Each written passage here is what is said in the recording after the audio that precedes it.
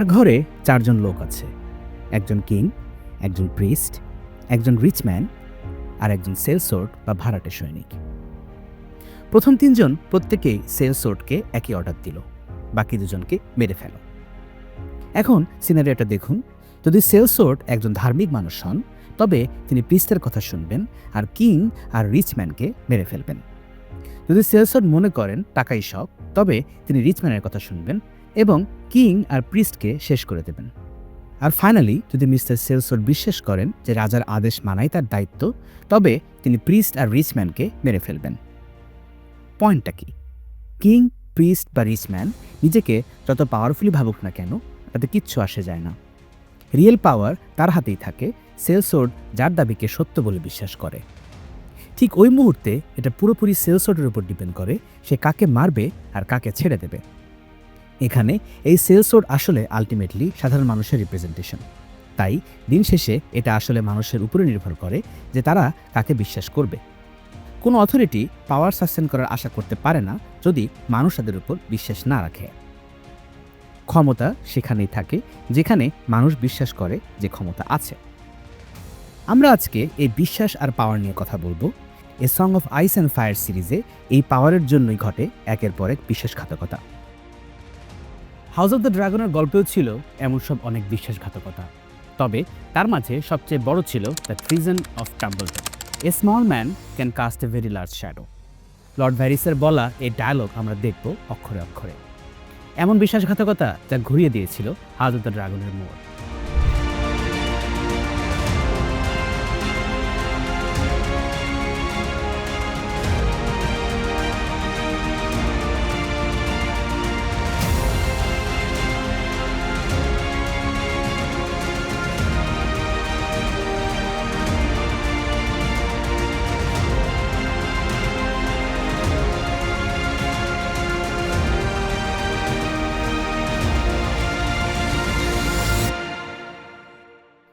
Reverse of the dragon seeds. Rosby আর স্টোকওয়ার্থের লর্ডদের জিভ কাটার পর তাদের ফাঁসি দেওয়া হয়েছিল, মনে আছে? এখন প্রশ্ন হলো, এদের ভিটামাটির মালিক কে হবে? প্রিন্স ডেমন সাজেস্ট করলেন এই হাউসগুলো মেয়েদের সাথে আমাদের নতুন 2 ড্রাগন সিড হিউ হ্যামার আর উলফ হোয়াইটকে বিয়ে দিয়ে দিই। এক ঢিলে 2 পাখি। জমিজমা ব্ল্যাকদের হাতে থাকবে, আবার সিডরাও ঘর জামাই হয়ে খুশি থাকবে। কিন্তু কুইন্স হ্যান্ড লর্ড কর্লিস ভ্যালারিয়ান এতে তীব্র বাধা দিলেন। তার যুক্তি হলো, এই হাউসগুলোতে ছেলে উত্তরাধিকারী আছে। রেনারার কেস স্পেশাল, কারণ কিং তাকে নাম ধরে এয়ার বানিয়েছিলেন। কিন্তু রোজবি বা স্টোকওয়ার্থ তো আর তা করেননি। এখন যদি রেনারা ছেলেদের হক মেরে মেয়েদের দেন, তবে 1000 বছরের আইন উল্টে যাবে আর ওয়েস্টেরসের লর্ডরা ভয় পাবে যে তাদের বড় বোনেরা তাদের সম্পত্তি কেড়ে নেবে। তারা সব সাপোর্ট হারাবেন। সাপোর্ট হারানোর কথা শুনে রেনারার টনক নড়ল। রোজবি আর স্টোকওয়ার্থের ছেলেদের তাদের বাবার জমি ফেরত দেওয়া হলো, আর হিউ আর উলফকে নাইট বানিয়ে ড্রিফটমার্কে ছোটখাটো জমি দেওয়া হলো। লর্ড হওয়ার স্বপ্ন দেখতে দেখতে এদের কপালে জুটল সান্ত্বনা পুরস্কার। কিন্তু যদিও আমাদের ড্রাগন সিডরা সেটা কখনো জানতে পারল না যে তারা অলমোস্ট লর্ড হয়ে গিয়েছিল। জমি পেয়ে তাই তারা সেলিব্রেট করতে গেল। এটা মনে রাখবেন, আরেকটা বাটারফ্লাই ইফেক্ট এটা। মাশরুম বলেছিল হিউ হ্যামার এই খুশিতে স্ট্রিট অফ সিল্কের এক ব্রথেলে গিয়ে এক পতিতার দখল নিয়ে এক নাইটের সাথে মারামারি করে তাকে মেরিয়ে ফেলল। আর উলফ দ্য হোয়াইট নাকি মাতাল আর দিগম্বর হয়ে শুধু ঘোড়ার স্পার পরে ফ্লিবটমের রাস্তায় ঘোড়া ছুটিয়েছিল। মাশরুমের গল্পে একটু মশলা বেশি থাকে, কিন্তু এটুকু নিশ্চিত কিংস ল্যান্ডিংয়ের মানুষ এই নতুন 2 আঙ্গুল ফুলে কলা গাছ নাইটকে দু চোখে দেখতে পারত না। কয়লা ধুলে ময়লা যায় না, আর স্বভাব যায় না মলে। এই প্রবাদগুলো এখানে ভালোভাবে খাটানো যায়। সিরিজে যেভাবে হিউ হ্যামারকে দেখানো হয়েছে, তার বউ আর সন্তানের প্রতি ভালোবাসা দেখানো হয়েছে, তাতে তীব্র সম্ভাবনা আছে তার কাহিনী অন্যভাবে আগাবে। সিজন 3 এর গল্পের পরিবর্তন নিয়ে জর্জ আর মার্টিন একেবারেই সন্তুষ্ট না। দেখা যাক কি করে ওরা। রেনেরার ট্যাক্স পলিসি। রাজ্য সামলানোর কাজ তো আর শুধু যুদ্ধ করা না। কিংস ল্যান্ডিংয়ের কোষাগার তো খালি। মনে আছে বলেছিলাম সেই সব বাটারফ্লাই ইফেক্টের কথা? আমরা কিন্তু 3টার ফলাফল দেখেছি, বাকি ছিল 3টা।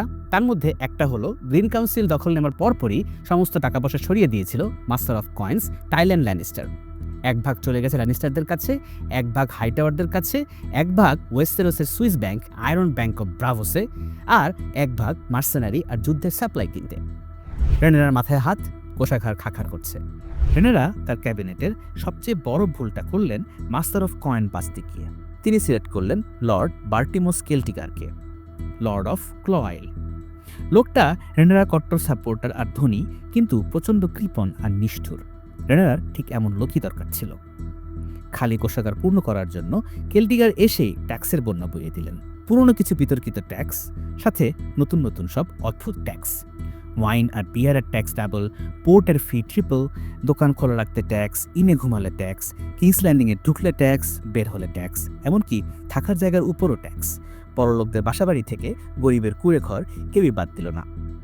স্মল ফোকরা বলাবলি করতে লাগলো, not even R safe.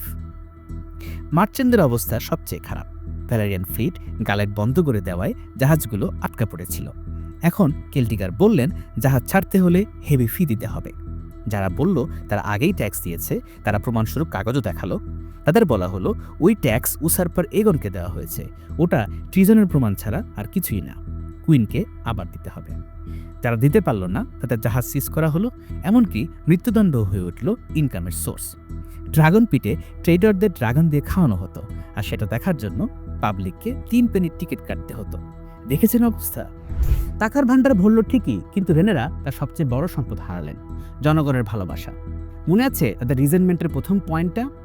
এগন R এমনকে public দেখতে পারত না, রেনেরার ক্রাউন দখল করায় তারা অসন্তোষ প্রকাশ করেছিল। যে মেয়েটাকে একসময় সবাই দ্য রেলস ডিলাইট বলতো, তাকেই এখন মানুষ ঘৃণা করতে শুরু করলো, এগোনোর চেয়েও বেশি। কারণ ভালোবাসা আর ঘৃণা একই মুদ্রার এপিটোপিট, যে যায় লঙ্কায় সেই হয় রাবণ। এই ডায়লগটা প্রমাণ করেছে রেনেরা। তাদের মধ্যে রেনেরা নিষ্ঠুরতায় যে কোনো পুরুষ রাজার থেকে কম না। কিং এগোনের সময় জনগণ না খেয়েছিল, তারা ভেবেছিল রেনেরা এসে তার পরিবর্তন হবে, অথচ তাদের জীবন আরও দুর্বিষহ হলো। রিজেন্টমেন্ট একদম তুঙ্গে উঠল। কোনো এক রসিক লোক তার নাম দিল কিং মেগর উইথ পিক্স। এটা আর বাংলা করলাম না, সেন্সর বোর্ড পাস হবে না। আর বিশ্বাস করুন, আগামী 100 বছর কিংস ল্যান্ডিংয়ের মানুষ এই গালি মনে রেখেছিল। ফ্যামিলি রিউনিয়ন আর আয়রন থ্রোনের রায়। 6টা ড্রাগন পাহারায় থাকায় রেনেরা নিজেকে সিকিউর ভাবলেন। তিনি তার পরিবারকে কাছে ডাকলেন। ড্রাগনস্টোন থেকে এলো ছোট ছেলে এগন দ্য ইয়াঙ্গার। ওই যে স্টর্ম ক্লাউডকে হারিয়ে সে ড্রাগনস্টোনে পৌঁছেছিল। রেনেরা তাকে তার কাপ বিয়ারে বানালেন, যাতে সে সবসময় চোখের সামনে থাকে। ভেল থেকে এলো প্রিন্স জফ্রি আর তার ড্রাগন টিরাক্সিস। জফ্রিকে প্রিন্স অফ ড্রাগনস্টোন ঘোষণা করার প্ল্যান হতে থাকলো। রেইনা রয়ে গেল বেইলেই, আর বেইলা কেবল তার ড্রাগন মুন ড্যান্সারে চড়া শুরু করেছে। সে ড্রাগনস্টোন আর কিংস ল্যান্ডিংয়ে ভাগ করে থাকা শুরু করলো।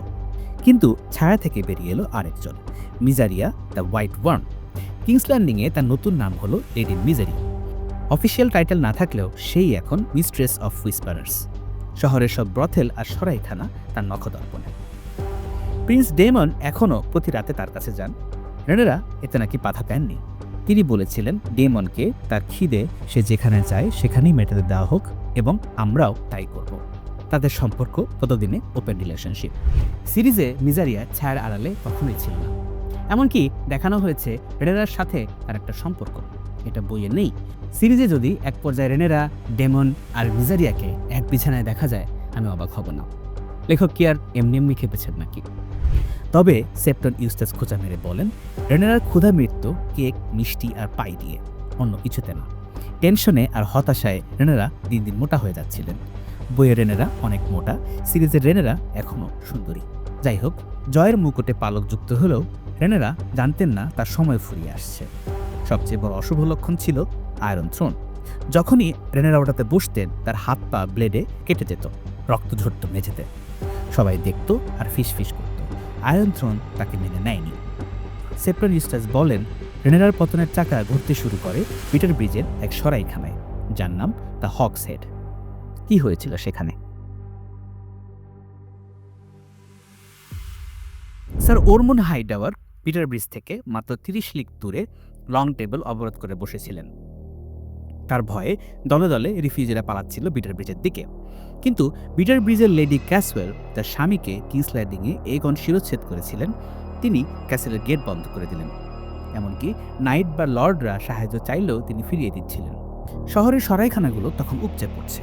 এমন এক সময় এক লোক হাতে লাঠি আর পিঠে এক ছোট বাচ্চা নিয়ে নর্থ থেকে এসে হাজির হলো দ্য হগস হেড নামের এক নোংরা সরাইখানায়। ততক্ষণ না সেই ট্রাভেলার তার পার্স থেকে একটা সিলভার স্ট্যাক বের করলেন।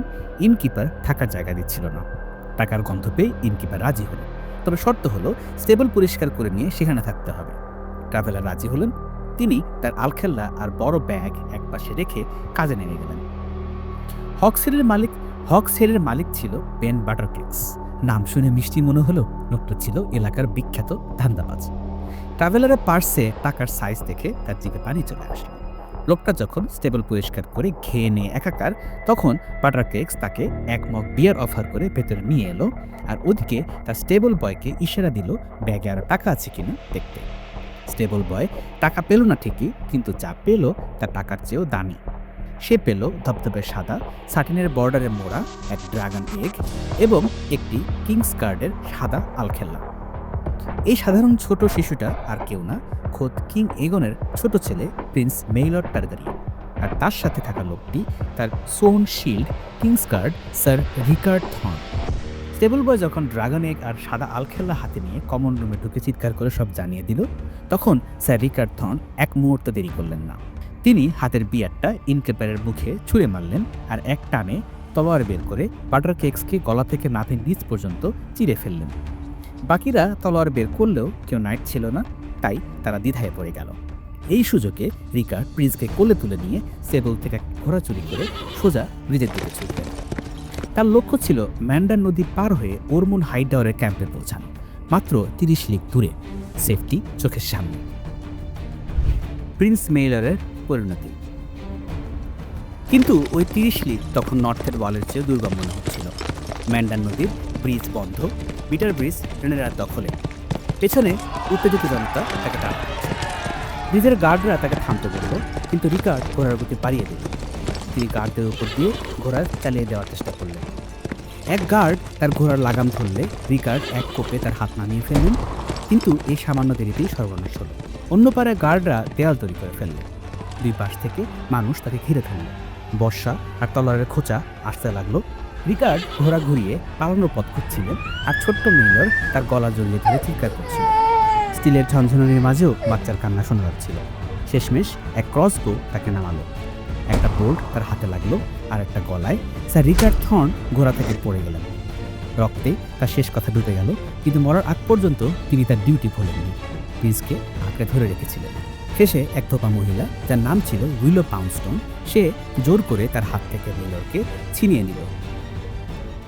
নাইটকে মেরে আর বাচ্চাকে ছিনিয়ে নিয়ে মব এখন কনফিউজড। একে নিয়ে এখন কি করা যায়? কেউ বলল কুইন রেনেরা রিওয়ার্ড দেবেন, কেউ বলল হাই টাওয়ারের কাছে বেচলে বেশি দাম পাওয়া যাবে, কেউ বলল মেরে ফেললে বেশি টাকা পাওয়া যাবে নাকি জীবিত রাখলে। এটা শুনে উইলো পাউন্ডস্টোন বাচ্চাকে বুকে চেপে ধরে বলল, কেউ আমার নতুন ছেলেকে কিচ্ছু করবে না। এখানে এসে আমাদের সোর্সরা আবার ভিন্ন ভিন্ন ভয়ঙ্কর কথা বলে। মাশরুম বলে উইলো পাউন্ডস্টোন ছিল বিশালদেহী আতপাগলা এক মহিলা। যখন প্রিন্সের দখল নিয়ে সেই ইনকিপারের স্টেবল বয় আর রিকার্ড থর্নকে মারা সেই ক্রসবো ম্যান রিকার্ড থর্নের মৃতদেহ মারিয়ে ছুটে এলো, সে মেইলরকে এত জোরে চেপে ধরেছিল যে বাচ্চার মেরুদণ্ড ভেঙে সে ওখানেই মারা যায়। সেপ্টন ইউস্টাস উইলোর কথা বলেননি। তার মতে এক কসাই তা চাপাতি দিয়ে বাচ্চাটিকে 6 টুকরা করে ফেলেছিল, যাতে যারা কারাকারি করছিল সবাই এক টুকরো করে পায়। আর মানকান বলেন উন্মত্ত জনতা বাচ্চাটাকে ছিঁড়ে টুকরো টুকরো করে ফেলেছিল। যেটাই সত্য হোক না কেন, লেডি ক্যাসওয়েল যখন ঘটনাস্থলে পৌঁছলেন তখন প্রিন্স মেইলর আর বেঁচে নেই। লেডি ক্যাসওয়েল এই ভয়াবহ দৃশ্য দেখে ভয়ে সাদা হয়ে গেলেন। বললেন, the gods will curse us all for this. নিজের পিঠ বাঁচাতে তিনি ইনস্ট্যান্ট বিচার বসালেন। তিনি স্টেবল বয় উইলো পাউন্ডস্টোন এবং যে ঘোড়াটা রিকার্ড চুরি করেছিলেন তার মালিককে, বেচারা নির্দোষ ছিল, ব্রিজের উপর ফাঁসি দিলেন। স্যার রিকার্ডের লাশ আর মেইলরের মাথা তিনি কিংস ল্যান্ডিংয়ে রেনেরার কাছে পাঠালেন, আর ড্রাগন একটা পাঠালেন লর্ড হাইটাওয়ারের কাছে, যদি তার রাগ কিছুটা কমে। আপনারা যারা কেবল সিরিজ দেখেছেন মেলাতে কষ্ট হতে পারে, কারণ মেইলর সিরিজেই নেই। এগন আর হেলেনার মাত্র 2 সন্তান দেখানো হয়েছে। এত গুরুত্বপূর্ণ ঘটনা বাদ দিয়েছে। মেইলর নেই যেখানে, সেখানে এই গল্প দেখাবে কিভাবে? আবারও বলতে হচ্ছে সেই লেখকের অসন্তোষের কথা। বিশ্বাস করুন, আমার প্ল্যান ছিল না পদে পদে লেখকের অসন্তোষের কথা মনে করিয়ে দেওয়া, কিন্তু হচ্ছে, কিছুই করার নেই। আফটারম্যাথ, গুজব এবং প্রোপাগান্ডা। মিলারের কাটা মাথা দেখে হেরেরা কি করেছিলেন? মাশরুম বলে তিনি আয়রন থ্রোনে বসে কাটা মাথা দেখে কেঁদেছিলেন। ইউস্টাস বলেন তিনি হেসেছিলেন এবং মাথাটা পুড়িয়ে ফেলতে বলেছিলেন কারণ সে ড্রাগনের ব্লাড। সত্য সম্ভবত এর মাঝামাঝি কিছু একটা। অফিসিয়ালি মেলরের মৃত্যুর ঘোষণা দেওয়া হয়নি, কিন্তু খবর বাতাসের আগে ছড়ালো। ল্যারি স্ট্রং তার কাজ শুরু করলেন। তিনি গুজব রটিয়ে দিলেন যে হেনেরা নাকি মেলরের মাথাটা একটা চেম্বার পট বা টয়লেটের পাত্রে করে তার মা কুইন হেলেনার কাছে পাঠিয়েছিলেন।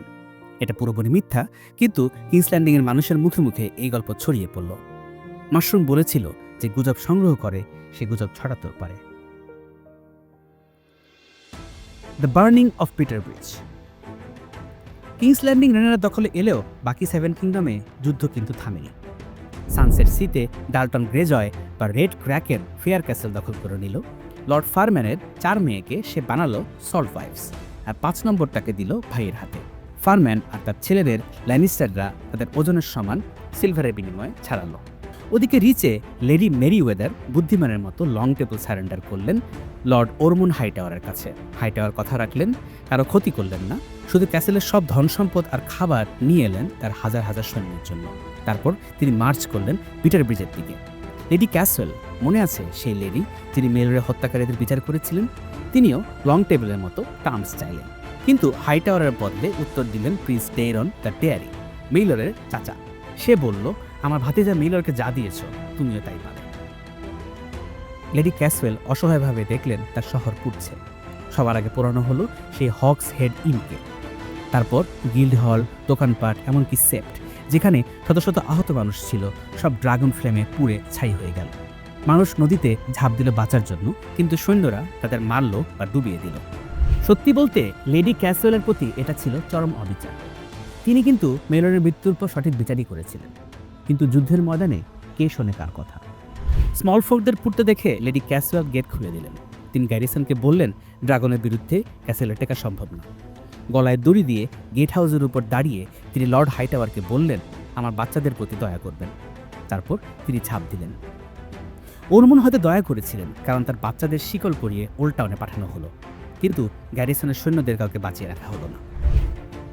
Burning of the রিভারল্যান্ডস।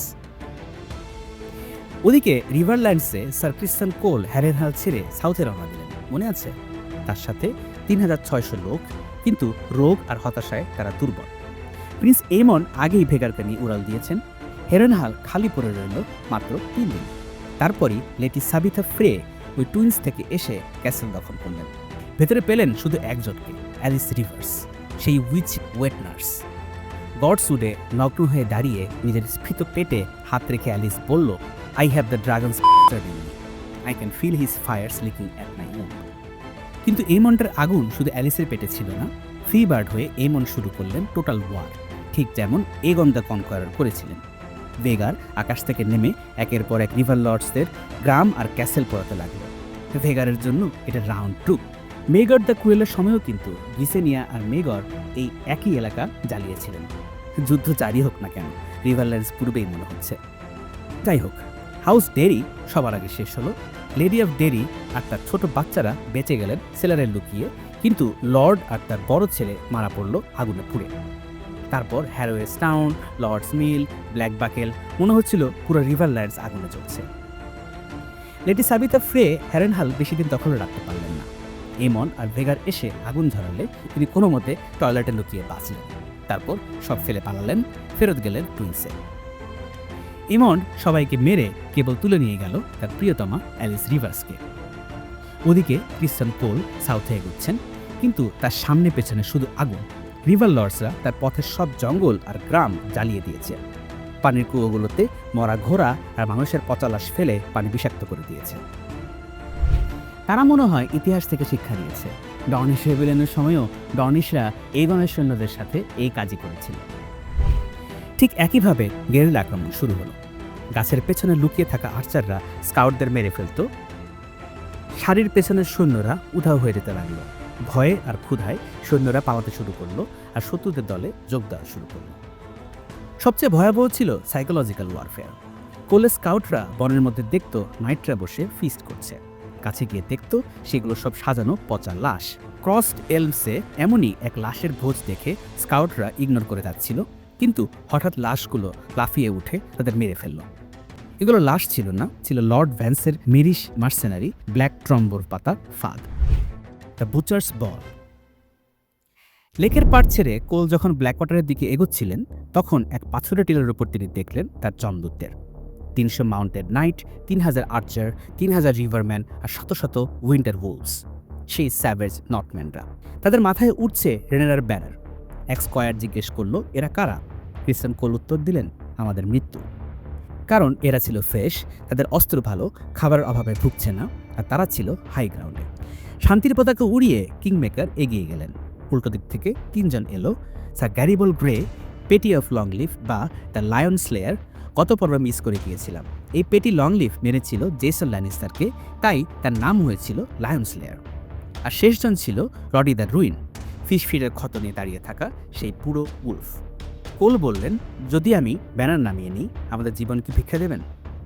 গ্যারিবল গ্রে বললেন, আমি মৃতদের কথা দিয়েছি, ট্রেইটরদের হাড় দিয়ে আমি সেফ বানাবো।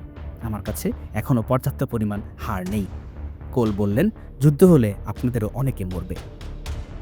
রডি দ্য রুইন হেসে বললেন, আমরা তো মরতে এসেছি, শীত এসে গেছে, তলোয়ার হাতে মরার চেয়ে ভালো মৃত্যু আর কি হতে পারে। উপায় না দেখে ক্রিস্টান কোল তলোয়ার বের করলেন। তিনি চাইলেন একটা সম্মানজনক ডুয়েল। ঠিক আছে, আসুন, আমরা 4 জন লড়ি, আমি একা, আপনারা 3 জন। তা কি এনাফ হবে? কিন্তু পেটি অফ লংলিভ বা লায়ন স্লেয়ার বললেন, আমার আরও 3 জন লাগবে। সাথে সাথে টিলার উপর থেকে রেড রব রিভার্স এবং তার আর্চাররা তীর ছুঁড়ল।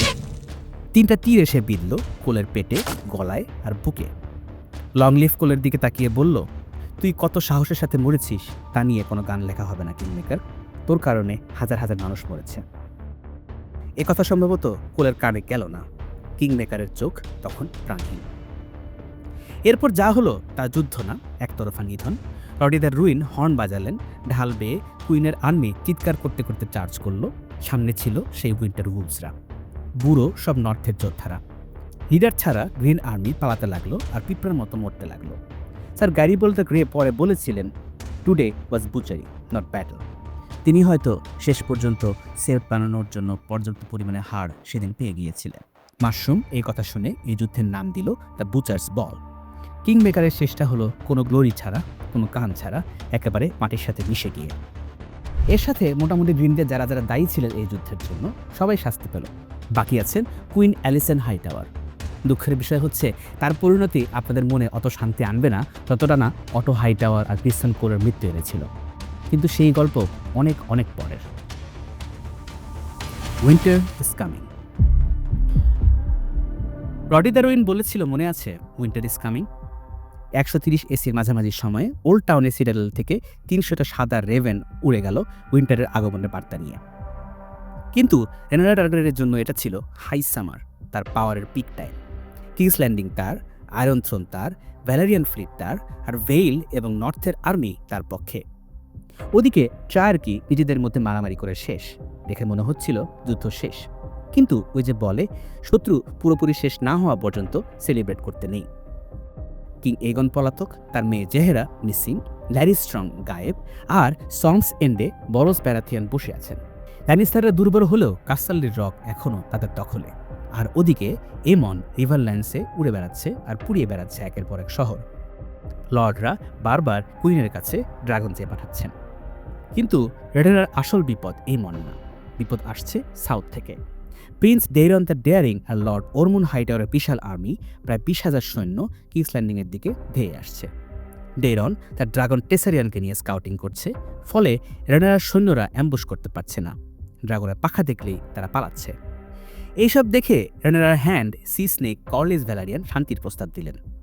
তার প্ল্যান, ব্যারাথিয়ান, হাইটাওয়ার আর ল্যানিস্টারদের মাফ করে দেওয়া হোক যদি তারা হাঁটু গেড়ে আনুগত্য স্বীকার করে। অ্যালিসেন্ট আর হেলেনাকে ফেইথের হাতে তুলে দেওয়া হোক বাকি জীবন প্রেয়ার করার জন্য।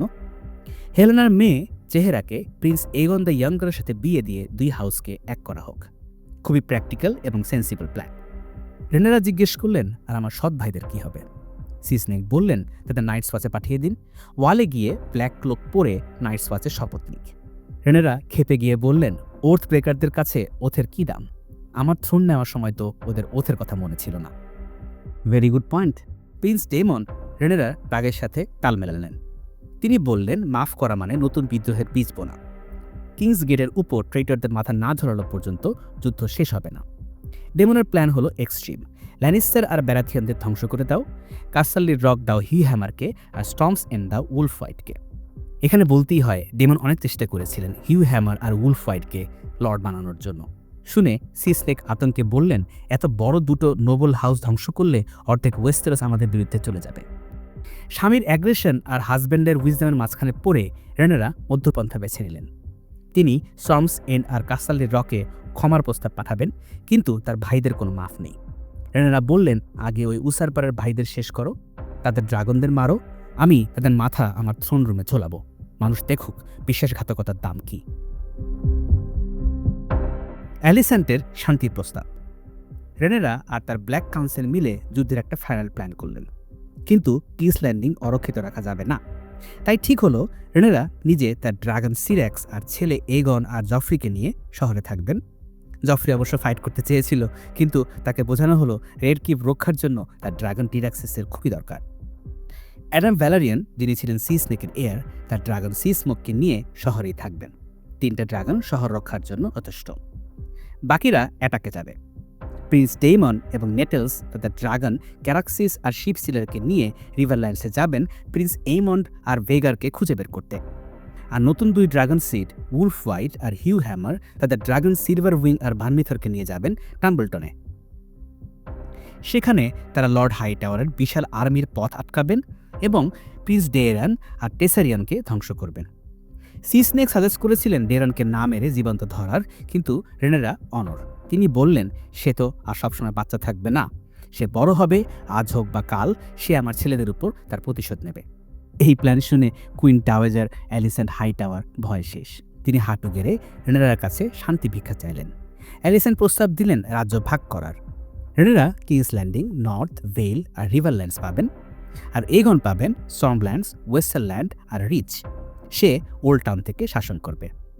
রেনেরা ঘৃণার সাথে এই অফার রিজেক্ট করলেন। বললেন, তোমার ছেলেরা আমার উপর ভরসা করলে তারা আমার কোর্টে সসম্মানে থাকতে পারত। ওরা আমার বার্থরাইট কেড়ে নেওয়ার চেষ্টা করেছে, আমার প্রিয় ছেলেদের রক্ত তাদের হাতে। অ্যালিসেন্ট পাল্টা জবাব দিলেন, ওগুলো রক্ত, যুদ্ধে হারানো প্রাণ, আর আমার নাতিরা ছিল নিষ্পাপ শিশু, নিষ্ঠুরভাবে খুন হয়েছে। তোমার প্রতিহিংসা মেটাতে আর কত রক্ত লাগবে? রেনেরা ওয়ার্ন করলেন, আর মিথ্যা শুনবো না আমি, আবার বললে তোমার জিভ কেটে নেব। অনেস্টলি আমি স্পিচলেস। এই 2 মহিলা একজন আরেকজনকে ডিজার্ভ করে একদম। যাই হোক, শান্তি প্রস্তাব প্রত্যাখ্যান হলো। এবার বাকি শত্রুকে সমূলে ধ্বংস করার পালা। তাই ডেমন আর নেটেলস গেল রিভারল্যান্ডসকে এমনকে খুঁজে বের করতে, আর হিউ হ্যামার আর উলফ দ্য হোয়াইট গেল টাম্বলটনে প্রিন্স ডেরনকে দমন করতে। Battle of টাম্বলটন। ম্যান্ডান নদীর তীরে টাম্বলটন শহর। ওই লং টেবল আর বিটার ব্রিজ থেকে আরেকটু এগিয়ে গেলেই আপনারা পাবেন টাম্বলটন। হাউস ফুটলি শাসন করে, এক উঠতি মার্কেট টাউন। এই শহরটা তখন লোকারণ্য। বিটার ব্রিজ আর লং টেবল থেকে পালানো রেফিউজিরা সেখানে ভিড় করেছে। রেনেরার পক্ষে প্রায় 9000 সৈন্য জড়ো হয়েছে। তাদের লিড দিচ্ছিলেন বুচার্স বলের সেই 3 hero, sir Garibald Grey, Lionslayer Longleaf আর রডি দ্য রুইন। লংলিফের হাতে এক বর্ষায় ক্রিস্টান কোলের মাথা। সেই বিখ্যাত আর্চার রেড রব রিভার্সও ছিলেন। তার সাথে ছিল 2 ড্রাগন সিড, হিউ হ্যামার আর উলফ হোয়াইট। ভানমিথর আর সিলভার উইং থাকায় ডিফেন্ডাররা বেশ কনফিডেন্ট ছিল। ওদিকে ছিল 20,000 হাই টাওয়ার সৈন্য আর প্রিন্স ডেরন তার টেয়ারি। কিন্তু পেছনে ছিল আরও কিছু গোপন প্ল্যান। রেফিউজিদের মাঝে এমন কিছু মানুষ ছিল যারা এগনের পক্ষে ছিল। ভিড়ের মাঝে তারা টাম্বলটনের ওয়ালের ভেতর ঢুকে পড়ল। আর রেনেরার পক্ষে যেসব লর্ডরা যুদ্ধ করছিলেন তাদের মাঝে 2 জন ছিলেন যারা আসলে এগনের সাপোর্টার। যুদ্ধ শুরু হল। স্যার ক্যারিবল গ্রে প্রথমে ভালোই ফাইট দিলেন, কিন্তু হাই টাওয়ারের আর্চার আর হেভি হর্স তাদের পিছু হটতে বাধ্য করল। রেড রব রিভার্সের আর্চার বাহিনীর সুরক্ষায় তারা টাম্বলটনের ভেতরে ফিরে গেলেন। এই রিট্রিট করার পর রডি দ্য রুইন আর তার উইন্টার ওলভস এক সুইসাইডাল চার্জ করলেন। তারা তাদের সংখ্যার 10 গুণ সৈন্যের সাথে যুদ্ধ করে তাদের হারিয়ে একদম পেছনে থাকা লর্ড ওরমুন হাই টাওয়ারের সামনে পৌঁছে গেল। নর্থের এই বুড়ো উলফ আহত আর রক্তাক্ত তখন। কিন্তু যুদ্ধের নেশায় তিনি যেন কিছুই ফিল করছিলেন না। ওরমুন্ডের কাজিন স্যার ব্রিন্ডন হাইটাওয়ার রডির এক হাত কেটে ফেললেন, কিন্তু তবুও তিনি থামলেন না। এক হাত নিয়েই Roddy the Ruin sir Bryndon আর লর্ড ওরমুন্ড হাইটাওয়ার দুজনকেই মেরে ফেললেন। তারপর পড়ে গেলেন ঘোড়া থেকে। রেনেরার জন্য জীবন দেওয়ার প্রতিজ্ঞা তার পূর্ণ হলো। North always remembers. লর্ড হাইটাওয়ারের ব্যানার পড়ে গেল, ডিফেন্ডাররা উল্লাস করে উঠল, এমনকি ডেরন আর টেসারিয়ানকেও দেখেও তারা ভয় পেল না, কারণ তাদের নিজেদের দুটো বড় ড্রাগন আছে। কিন্তু ঠিক তখনই ঘটল অঘটন। ভার্মিথর আর সিলভার উইং আকাশে উঠে টাম্বলটনের উপর আগুন ঢালতে শুরু করল। ডিফেন্ডারদের উল্লাস চিৎকারে পরিণত হল। শহরের ভেতর সেই গুপ্তচররা এর জন্য অপেক্ষা করছিল। তারা গেট খুলে দিল। Long live the lion Slayer ঘোড়া থেকে পড়ে গিয়ে পদদলিত হয়ে মারা গেলেন। গ্যারিবল্ড দ্য গ্রে ক্রসবোর আঘাতে মারা গেলেন। এভাবেই শেষ হলো বুচার্স বল আর ব্যাটল অফ দ্য ফিশ ফিডের সেই হিরোরা। টাম্বলটন নরকে পরিণত হলো। এর সাথে হিস্টোরিয়ানরা তুলনা করেছেন সেই এগন্স কনকুয়েস্টের ফিল্ড অফ ফায়ারের সাথে। দোকান, বাড়িঘর, মানুষ সব পুরল। হাজার হাজার মানুষ পাওয়াতে গিয়ে নদীতে ডুবে মরল। লর্ড ফুটলির মানুষজন সারেন্ডার করলো। তাদের শিরচ্ছেদ করা হলো, মেয়েদের রেপ করা হলো, এমনকি শিশুরা পর্যন্ত। ড্রাগনরা কিন্তু কাঁচা মাংস খায় না। এই পুরো লাশ দিয়ে তারা লাঞ্চ করলো। টাম্বলটন আর কখনো আগের মতো হতে পারেনি। স্মল ফোকরা বলে ওই পোড়া মাটি অভিশপ্ত। তবে দুঃখের বিষয় হলো টাম্বলটনের দুঃখ এখনও শেষ হয়নি। ইতিহাসে এই ঘটনা পরিচিত দ্য ট্রিজনস অফ টাম্বলটন নামে। কেন হিউ আর উলফ বেইমানি করল? মাশরুম বলে তারা ছিল কাপুরুষ। ওরমুন্ড হাইটাওয়ারের বিশাল আর্মি দেখে তারা ভয় পেয়ে গিয়েছিল। কিন্তু ড্রিফটমার্কে ব্যাটল অফ দ্য গালেটে তারা তো ভয় পায়নি। হয়তো সেই যুদ্ধে কোনো ড্রাগন ছিল না প্রতিপক্ষের দলে, এজন্য হতে পারে। তাদের হয়তো টেসারিয়নকে ফেস করার সাহস ছিল না। তবে আসল কারণ সম্ভবত লোভ। হিউ আর উলফ নাইট হয়ে খুশি ছিল না, তারা লর্ড হতে চেয়েছিল। রোজবি আর স্টোকওয়ার্থের জমি না পেয়ে কাস্টারলির রক আর স্টর্মসেন্ডের স্বপ্ন দেখে তারা ফ্রাস্ট্রেটেড ছিল। তারা হয়তো ভেবেছিল এগন তাদের লর্ড বানাবে। লাইরিস্ট্রংয়ের কোনো হাত ছিল কিনা কে জানে। এরা তো আর পড়তে জানতো না যে চিঠি চালাচালি করবে। যাই হোক, এই দুইজনকে স্মল ম্যান বলা ঠিক হলো কিনা জানি না। এদের সাথে ড্রাগন ছিল, স্মল বলা ঠিক হবে না। কিন্তু এদের এই কাজের ছায়া যে কত বড় তা আমরা দেখব আগামী পর্বে। শুধু দুই ড্রাগন হারানো না, এর প্রভাবে রেনেরা কাউকে বিশ্বাস করার ক্ষমতা একেবারেই হারিয়ে ফেলেছিল। আমার মতে সেটাই ছিল তার পতনের মূল কারণ। কিন্তু সেটা আজকে না, আগামী পর্বে the battle above the god's I.